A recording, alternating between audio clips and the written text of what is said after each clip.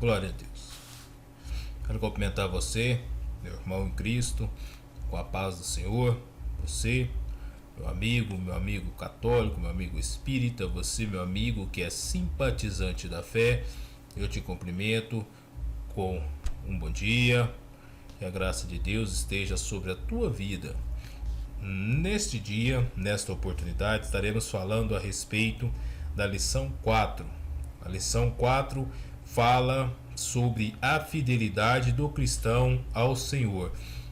É uma lição muito oportuna aqui na revista Betel, que está nesse primeiro trimestre com o título Esther, e o comentarista é o Bispo Abner Ferreira. Bispo Abner Ferreira, que é um dos presidentes, o vice-presidente geral das Assembleias de Deus. Quero que, desde já, deixar os meus agradecimentos a você que tirou um tempo do seu dia para estar ouvindo a palavra de Deus.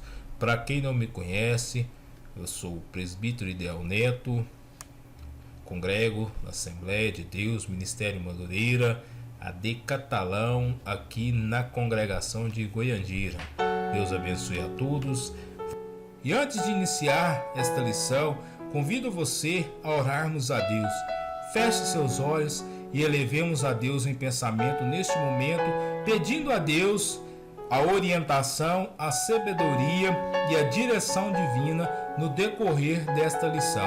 Oremos. Senhor Deus eterno Pai, Senhor, neste momento entro na tua presença, ó Pai, e te peço orientação divina. Senhor, eu te peço, ó meu Deus, para que nos dirija no decorrer desta lição, para que o homem não seja engrandecido, mas que o teu nome seja engrandecido e exaltado, porque é como a tua palavra nos diz através do evangelista, ó Pai, quando João diz que é necessário que eu diminua para que tu cresça. Senhor, e neste momento, ó Pai, eu quero diminuir para que tu cresça. Senhor, eu não sou ninguém, somente serei um instrumento nas tuas mãos para transmitir a lição, para transmitir a tua palavra, ó Pai. Assim eu te peço e já te agradeço para a tua honra e glória.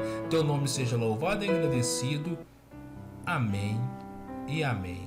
Vamos dar início à lição nesta oportunidade.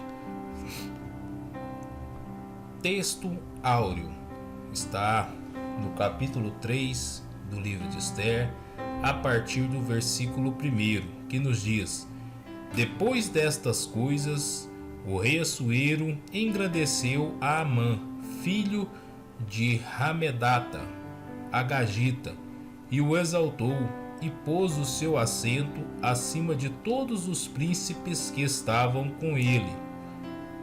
Talvez você vai estar no decorrer dessa lição ouvindo algum barulho externo.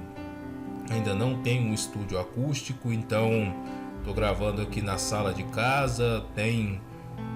Alguns dos vizinhos estão ouvindo música, os outros estão conversando no lado externo de suas residências. Talvez você vai ouvir algum ruído e peço desculpa por esse constrangimento, mas com a graça de Deus chegaremos à oportunidade de ter o nosso estúdio para trazer aquela gravação aprimorada até os teus ouvidos. Verdade aplicada: o Espírito Santo nos auxilia a permanecermos fiéis ao Senhor em todo o tempo. Então, o Espírito Santo, ele nos auxilia a permanecermos fiéis ao Senhor em todo o tempo. Só conseguimos manter na fidelidade ao Senhor através do auxílio do Espírito Santo. Objetivos desta lição: falar sobre a luta diária do cristão, ensinar que a nossa fé é testada a todo momento e mostrar que há esperança em meio à adversidade. Vamos para o texto bíblico. O texto base desta lição, ele está aqui no livro de Esther, no capítulo 3, versículo 2 e 4, que nos diz: E todos os servos do rei que estavam à porta do rei se inclinavam e se prostravam perante Amã, porque assim tinha ordenado o rei acerca dele. Porém, Mardoqueu não se inclinava nem se prostrava. Então, os servos do rei que estavam à porta do rei disseram a Mardoqueu: por que transgride o mandado do rei? E sucedeu, pois, que, dizendo-lhe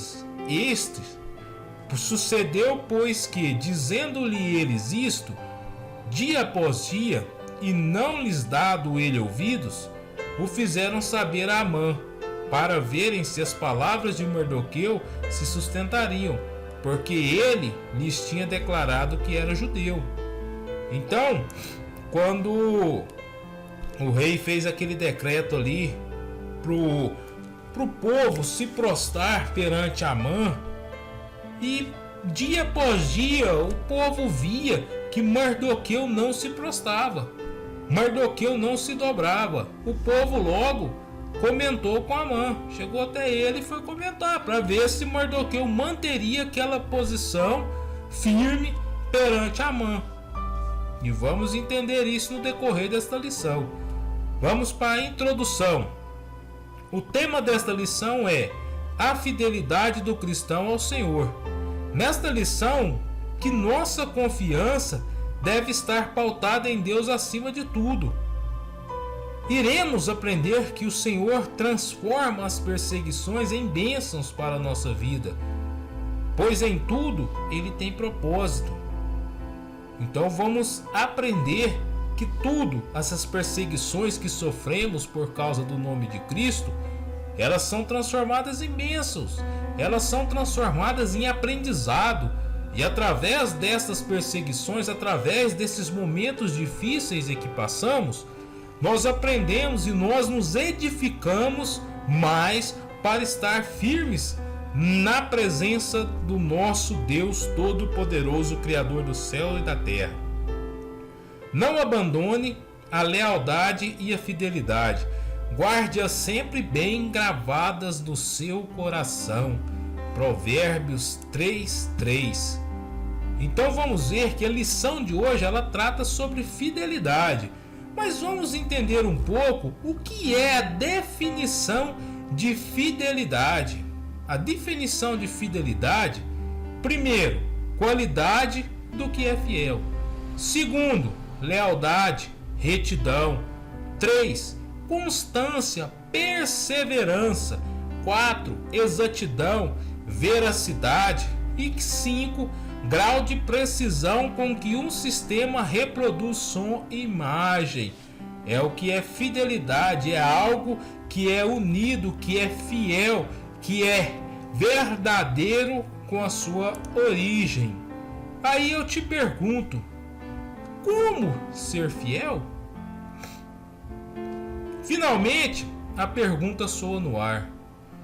Como ser fiel em tempos modernos? Diante desses exemplos, podemos concluir assim: ser fiel é ser leal a Deus.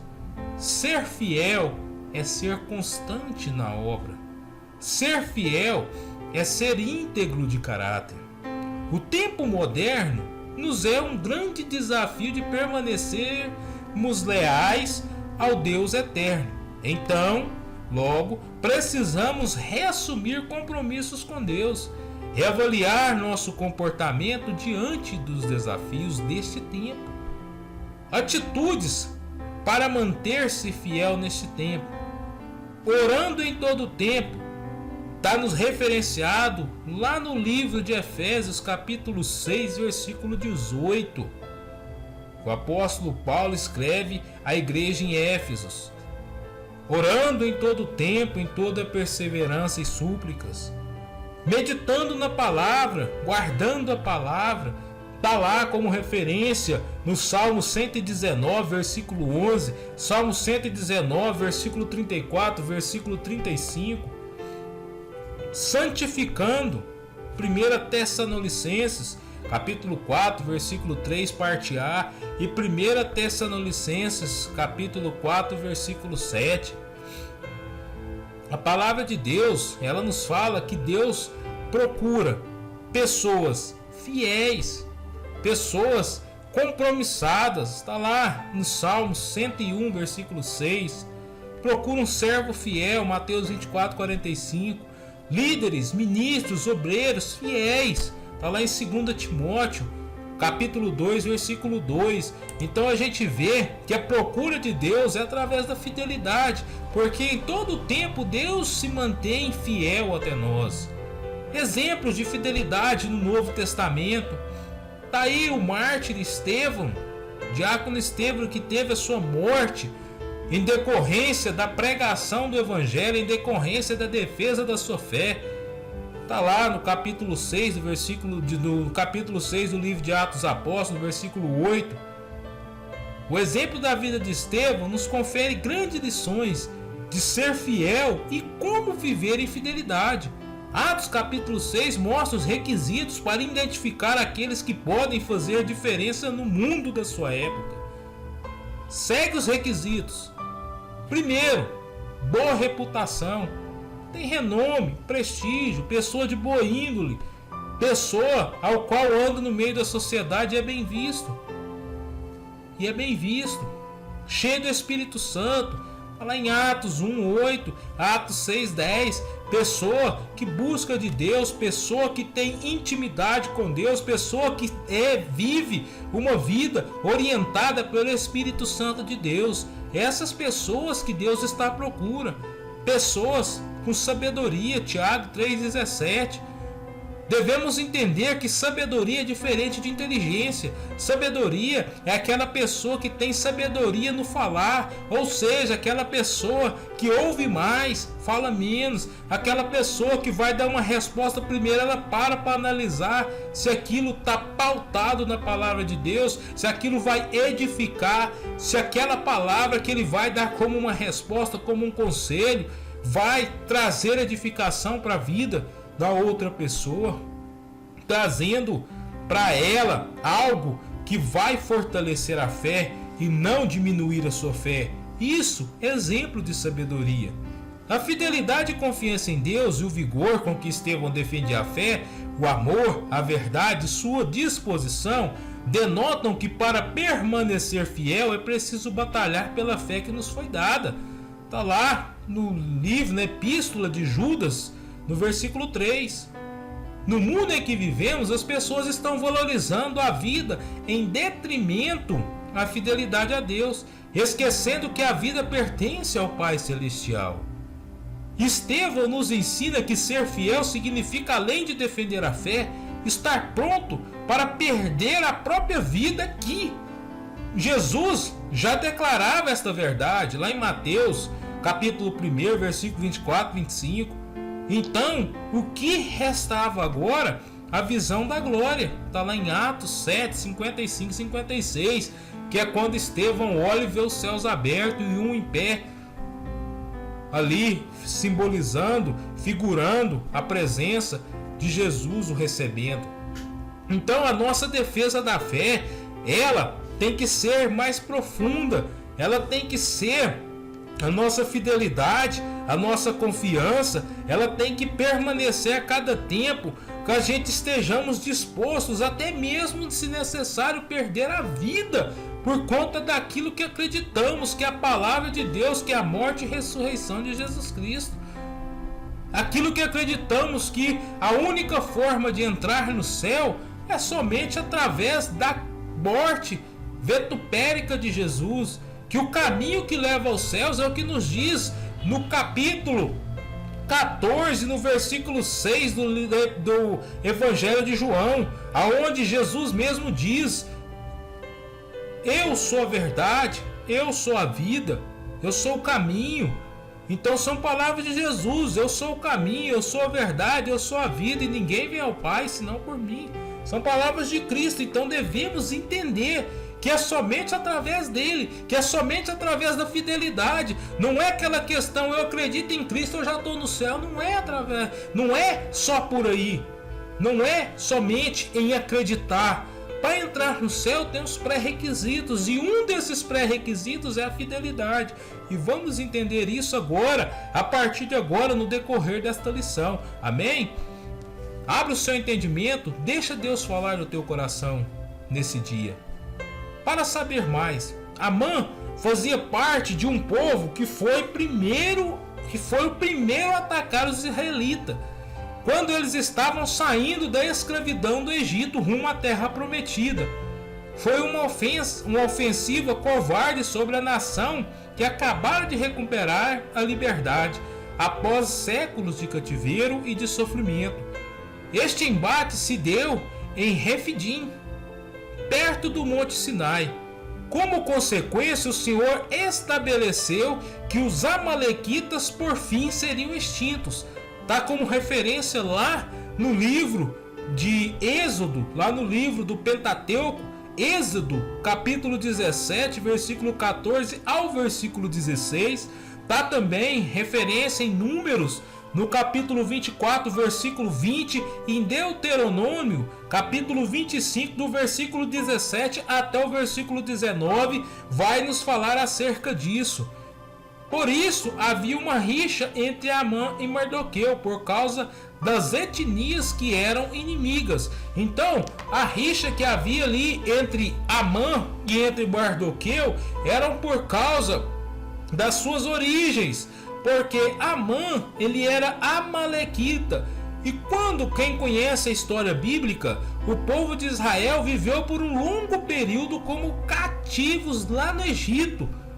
Em um determinado momento o povo clamou a Deus, Deus levantou Moisés, Moisés tirou o povo do Egito, e em meio à fuga ali do povo, em meio ao povo tá voltando, o povo tá andando, caminhando rumo à terra que Deus tinha prometido para eles, naquele momento ali que eles estavam no êxodo da sua vida, saindo de um cativeiro, saindo da prisão e indo tomar posse das bênçãos de Deus, os amalequitas foi o primeiro povo que se levantou e queria impedir a passada do povo de Deus. Então Deus também se levantou em prol do seu povo, e ali Deus estabeleceu que os amalequitas por fim seriam extintos. E como Amã era amalequita, tinha essa rixa, porque ele vinha da origem dos amalequitas. Então é um dos motivos em que Mardoqueu não se prostrou perante Amã, em que Mardoqueu não reverenciou Amã. Um dos motivos era isso, porque Amã era da linhagem dos amalequitas. Entrando na lição, a gente vai para a introdução, trecho. Mardoqueu, um judeu justo e temente a Deus, não reverenciava outro Deus além do seu Deus. Era guarda do palácio do rei, lhe prestou até serviços, mas nenhum mérito recebeu. Já Amã, por outro lado, um homem muito honrado no império, decretos e leis o favoreciam. Grande era o seu ego, e por Mardoqueu não se prostrar diante dele, indignação lhe causou. Então, como ele ali era prestigiado por leis, por decretos, e Mardoqueu não se prostrou perante ele, logo ele se indignou com isso. Tópico 1, prova de fé. Sempre que nos vem à memória a história de alguém que não se curvou perante alguém que não seja o Deus de Israel, nossos olhares incidem sobre a figura dos amigos de Daniel, que é Sadraque, Mesaque, Abdenego, que não se curvaram perante a estátua que Nabucodonosor mandou fazer, que está lá no texto base, Daniel capítulo 3, versículo 12. E muitas das vezes esquecemos da prova de fé do judeu Mardoqueu. Quando a gente vê falar a respeito das provas de fé, das pessoas que não se curvaram diante de outros deuses, das pessoas que não se curvaram diante de mandatos, diante de leis que denegriam a imagem de Deus, que não exaltavam a imagem do Deus de Israel. Quando a gente pensa, quando a gente fala a respeito disso, logo vem em mente Daniel, ali naquele cenário onde Mesaque, Sadraque e Abdenego não se prostraram perante o rei Nabucodonosor e foram lançados numa fornalha de fogo ardente, onde todos conhecem a história que quando o rei lançou eram 3, quando o rei olhou já era 4, e o quarto tinha a sua imagem como a semelhança de um anjo, como a semelhança dos deuses. E o rei logo reconhece a grandeza do Deus de Daniel, do Deus de Mesaque, do Deus de Sadraque e Abdenego. Então a gente, quando fala a respeito de se prostrar, a gente lembra deles, mas esquecemos dessa prova de fé do judeu Mardoqueu, que também estava numa terra que não era a terra dele, que também estava num lugar que não era a sua origem, e ali, mesmo em meio a problemas, mesmo em meio a levantes, se manteve íntegro e fiel diante do seu Deus. Não terás outros deuses diante de mim, está lá em Êxodo 23, que é palavras, mandamentos do Senhor. Então a gente percebe que ali Mardoqueu se manteve fiel. Grande é o Senhor. O salmista escreveu que o Senhor é grande e tal grandeza não é possível conhecê-la plenamente. Bem-aventurados são os que buscam se relacionar com Deus, grande e criador de todas as coisas. Apesar de tal grandeza, ele está interessado em relacionamento com o ser humano e age para tal. Está lá em Isaías 57, versículo 15. Contudo, para que tal relacionamento ocorra, é preciso que o ser humano responda positivamente à manifestação da graça de Deus e seu convite. Está lá em Mateus 23, 37. Então, para que tenha intimidade, para que tenha um relacionamento com Deus, é necessário que a gente responda à manifestação da graça de Deus, o convite de Deus positivamente, que a gente entregue a nossa vida para Deus, mas e deixamos Deus agir, fazemos de acordo com a sua vontade, que não ficamos somente naquela, eu acredito, eu confio, mas não vive de acordo com aquilo que Deus requer.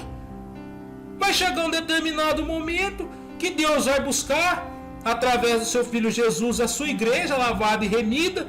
Quando eu falo igreja, eu estou dizendo a igreja de Cristo, eu não estou falando placa de igreja, eu estou falando da igreja de Cristo. Quando Deus, através do seu Filho Cristo Jesus, vier buscar a igreja lavada e remida, aqueles que não responderem positivamente, aqueles que não viverem de acordo com os requisitos de Deus, aqueles que não tiveram uma fidelidade, que não tiveram testemunho, não vão subir.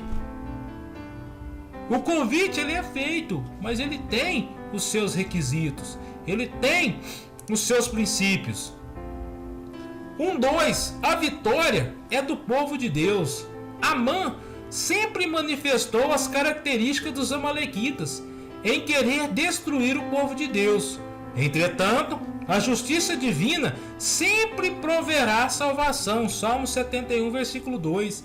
E abrirá porta de escape para que possamos suportar. Está lá em 1 Coríntios 10, 13. Então entendemos que sempre Deus vai entrar em providência, Deus sempre vai entrar em prol dos seus servos. Deus nunca vai deixar um justo desamparado, um servo teu desamparado. Nos momentos mais difíceis, Deus sempre vai entrar com providência. A vitória é do povo de Deus. Se você está passando por um momento difícil, talvez a sua vida não está fácil, tenha a sua intimidade com Deus, tenha a sua fidelidade em Deus, tenha a sua confiança em Deus, que Ele entrará com providência na sua vida.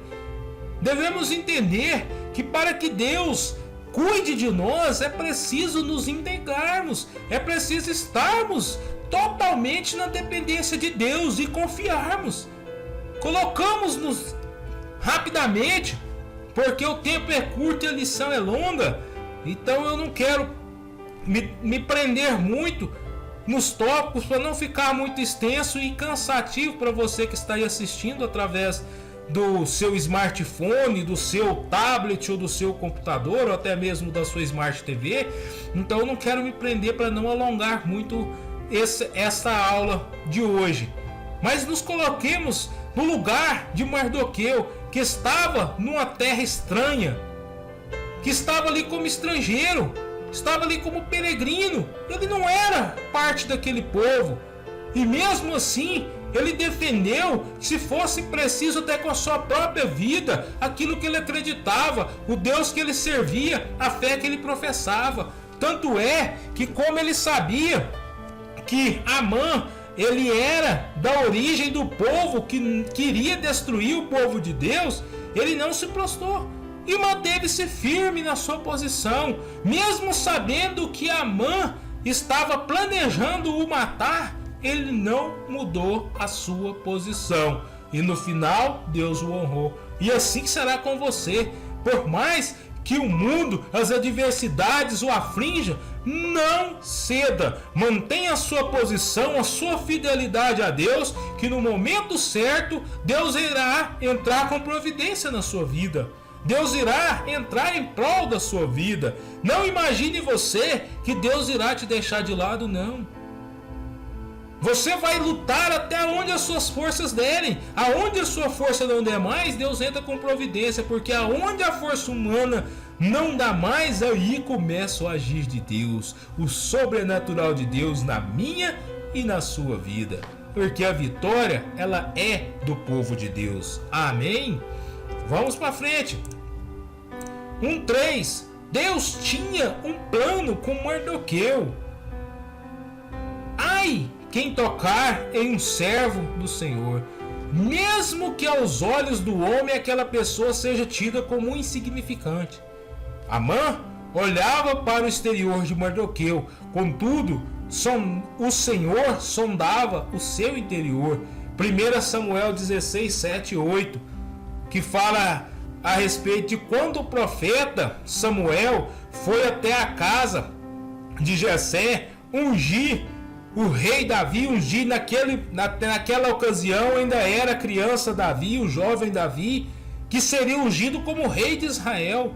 Quando o profeta chega naquele lugar que Jessé começa a passar os seus filhos, quando o profeta olha aqueles moços todos robustos, fortes, de boa aparência, de boa estatura, ele já olha e já pensa: não, é esse, é forte, é treinado em táticas de guerra, é uma pessoa gabaritada, é uma pessoa que tem força e estatura para a luta.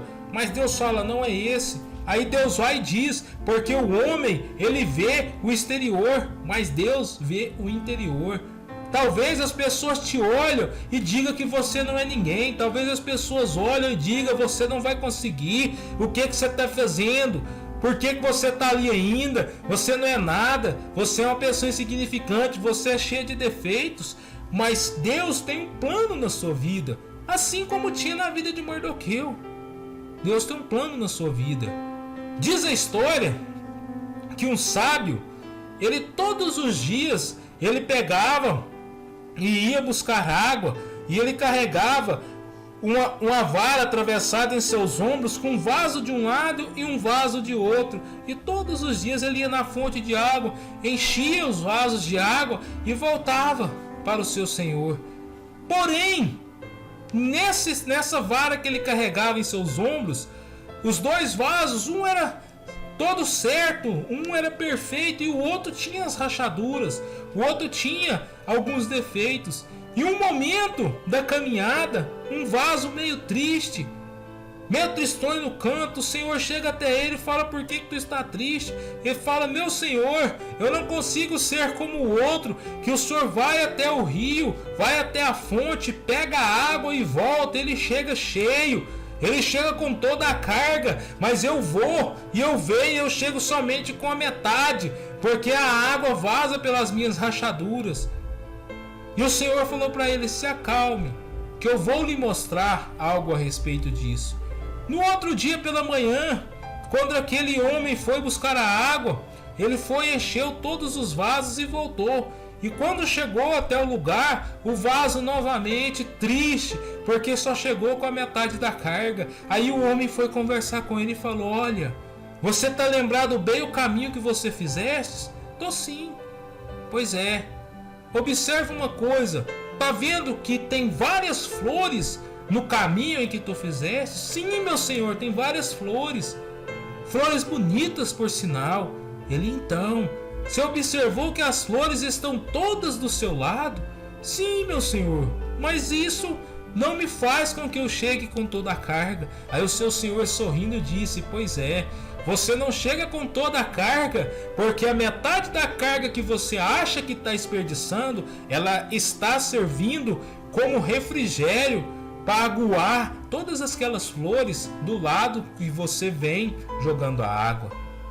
Moral da história: por mais que você pensa que está com seus defeitos, por mais que você pensa que é pequeno, é através da sua pequenez, é através da sua história que Deus trabalha na vida dos demais, que Deus usa para abençoar os demais, porque Deus tem um plano na sua vida, assim como Ele tinha um plano com Mardoqueu. Deus, Ele é fiel para fazer e para cumprir em nossas vidas. Tópico 2. Uma luz no fim do túnel. As pessoas devem ser resilientes, ou seja, que são capazes de superar momentos difíceis, como Mardoqueu, adquirirem ali um domínio da sua vida. Quando uma tragédia acontece, a pessoa é capaz de se manter equilibrado e de trabalhar seu caminho através dos contratempos. Suas atitudes podem ajudar a protegê-la da desesperança e de outros problemas. As pessoas têm que ser firmes. Aqui a palavra está dizendo ser firme. Por mais que tenha adversidades, por mais que tenha uma tragédia acontecendo, por mais que tenha uma tragédia próximo de acontecer, devemos permanecer firmes com os pés no chão. Traduzindo, agir com a razão e não com a emoção, pensar antes de agir, ter a confiança em Deus, ter a esperança em Deus e assim sabermos tomar as decisões pautadas na nossa consciência, na nossa razão.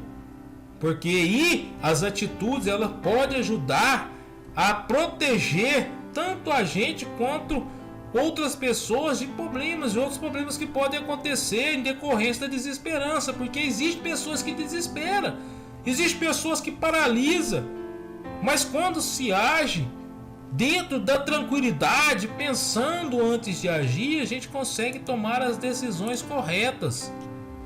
O cristão, tópico 2.1, ele é afrontado todos os dias. Tópico 2.1, o cristão é afrontado todos os dias. Mardoqueu era um homem que não fazia mal a ninguém. Tanto é, quando a gente lê o livro de Esther, a gente vê que sempre vai referenciar ele como assentado à porta do rei. Ainda assim despertou o ódio e a atenção negativa de Amã. Jesus disse: e odiados de todos sereis por causa do meu nome, mas aquele que perseverar até o fim será salvo. Está lá em Mateus 10:22. Enfurecido pela recusa de Mardoqueu em se curvar diante dele, Amã forjou o extermínio de todos os judeus no Império Persa. Então, quando ali Mardoqueu recusou se prostrar, Amã ele forjou, ele arrumou um decreto para acabar com todos os judeus no Império Persa ali naquele lugar, porque ele ficou tão furioso. Para ele foi uma afronta tão grande, porque todos se prostravam, menos Mardoqueu. Mas Mardoqueu, ele sabia o Deus que servia. Ele não iria sair da fidelidade de Deus para se prostrar perante Amã. Primeiro, porque Amã era da descendência do povo que queria acabar com o povo de Deus, os amalequitas. E segundo, que Amã não estava vendo aquilo ali como um prostrar mesmo de autoridade. Amã estava vendo aquilo ali como um prostrar de idolatria, como um prostrar de glória mesmo, de adoração. E Mardoqueu jamais iria fazer isso, porque os ensinamentos de Deus para eles e para nós é não se prostrarmos diante de outros deuses, a não ser o Deus Todo-Poderoso, Criador dos céus e da terra. E Mardoqueu se manteve firme na sua posição. 2.2. Momentos de perseguição. A perseguição é uma das tribulações que pode sobrevir durante nossa caminhada cristã. Era assim que Mardoqueu e os judeus da Pérsia estavam vivendo. Esta perseguição se deu em virtude de Mardoqueu ter sua fé estabelecida em Deus. Por ele servir a Deus, por ele buscar a Deus, por ele adorar a Deus, por ele estar vivendo fiel a Deus, vieram as perseguições. Não pense você que você serve a Deus e não vai ter perseguição na sua vida, que vai. Vai ter momentos difíceis que você enfrentará por causa do nome de Deus. Porque quando servimos a Deus, automaticamente nós estamos nos apartando do mundo. O mundo que eu digo é tudo aquilo que nos tira do propósito de adorar e de servir a Deus. É tudo aquilo que tira Deus do primeiro lugar em nossa vida. É tudo aquilo que tira a honra e a glória de Deus. Isso é o mundo. É tudo aquilo que nos afasta de Deus. E quando você começa a servir a Deus, você está indo numa direção que é rumo aos céus. Mas as coisas do mundo, as coisas que tiram o propósito nosso de servir a Deus, elas vão estar aparecendo em nossa vida ao decorrer da caminhada. E quando vamos negando uma, negando outras, vai vir perseguições. Mas temos uma promessa, que aquele que permanecer firme herdará a vida eterna. Então, dentro e de acordo com essa promessa de Deus, permaneça firme, e assim você herdará a vida eterna e entrará no céu de glória. Amém? Deus abençoa. Vamos para o tópico 2.3. Uma atitude em meio à aflição. Mardoqueu passou por momento de aflição. A Bíblia relata, quando Mardoqueu soube tudo quanto se havia passado, rasgou Mardoqueu seus vestidos e vestiu-se de um saco com cinza, e saiu pelo meio da cidade e clamou com grande e amargo clamor. Está lá em Esther 4.1. Os judeus, eles têm o costume de, quando eles estão por um momento de aflição, quando eles estão por um momento difícil na sua vida, eles rasgam as suas vestes e colocam ali uma vestimenta de saco, e coloca um saco de cinza e sai clamando.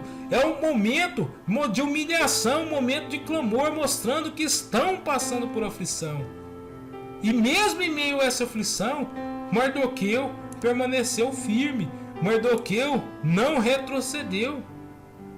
Não lutamos contra sangue e nem carne. A nossa luta, ela não é contra carne nem sangue, está lá em Efésios 6.12. Mas ela é uma luta espiritual contra as potestades nos lugares celestiais. 3.3.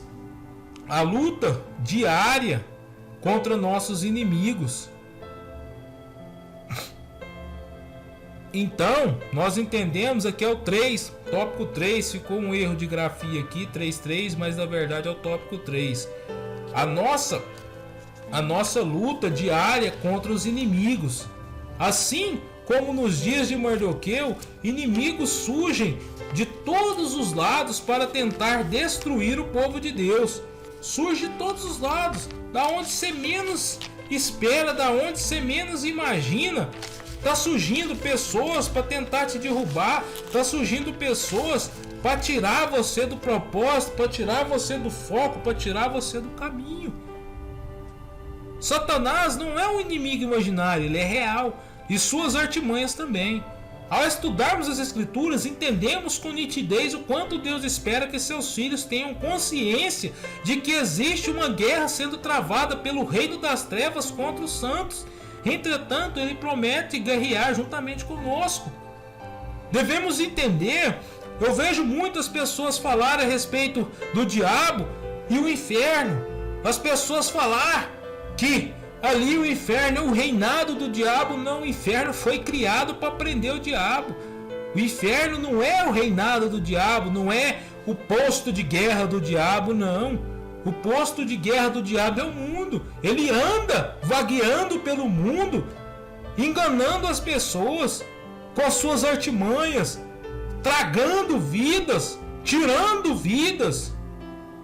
E devemos entender isso, que ele é real, que o diabo não é uma imaginação, não é um conto de fadas, não é um livro sobre Peter Pan. Não, ele é real.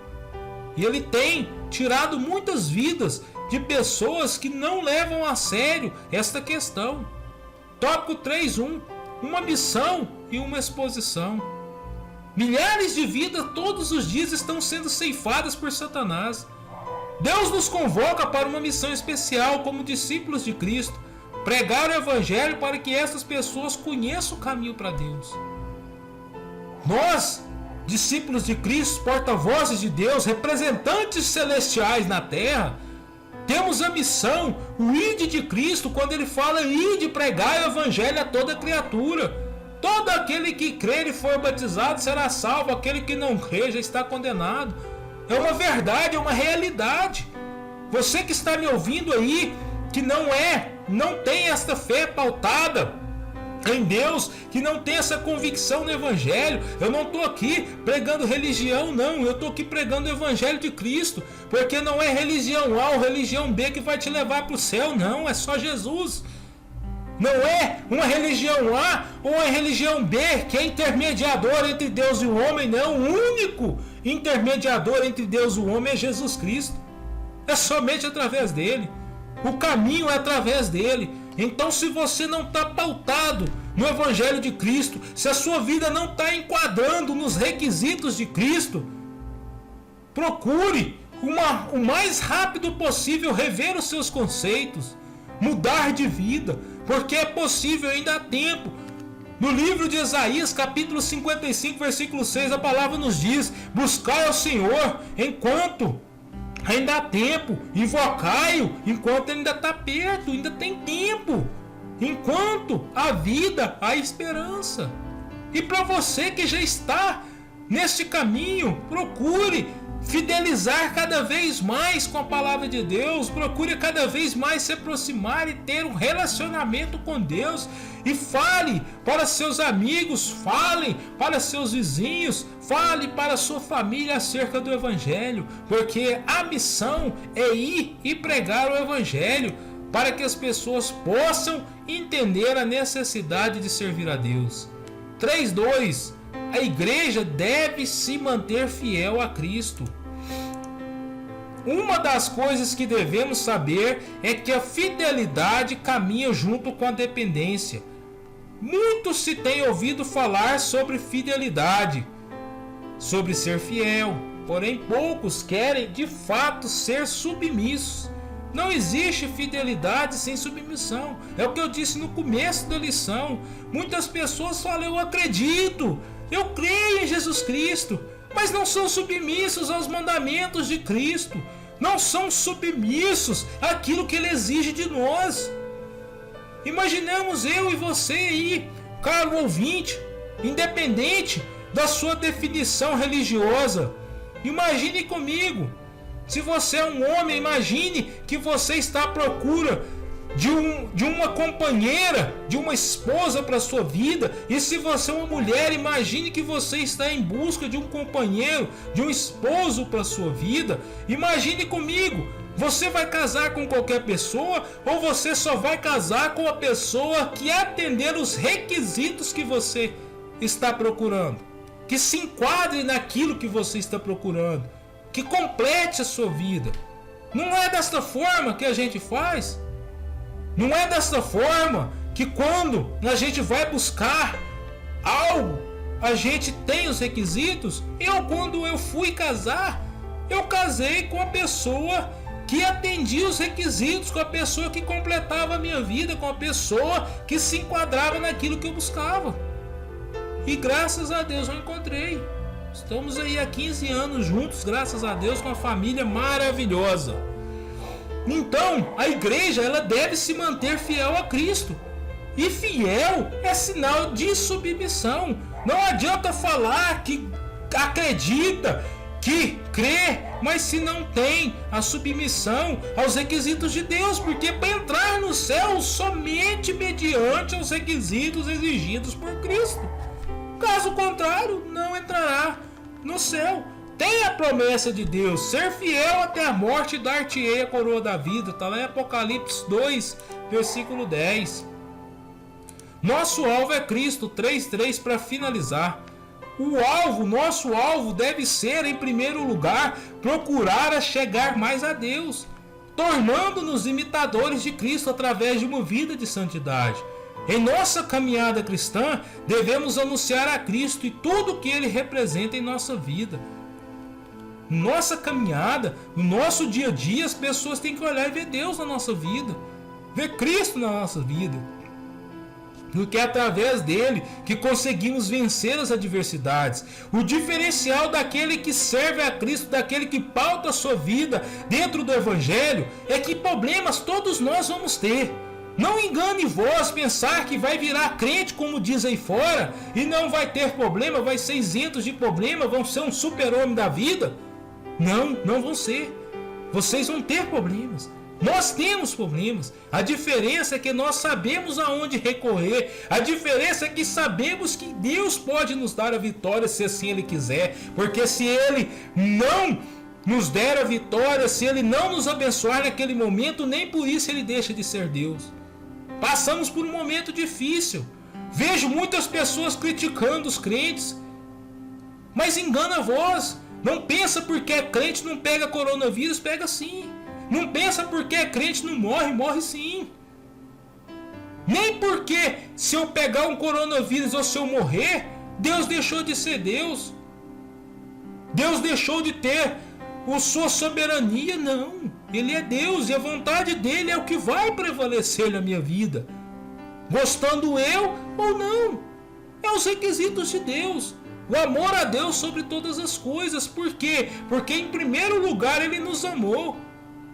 Quer uma prova maior do que entregar o seu único filho para morrer numa cruz em prol de uma nação que estava corrompida, em prol de uma humanidade que estava corrompida, afastada dos caminhos de Deus, fazendo e vivendo ao seu bel prazer?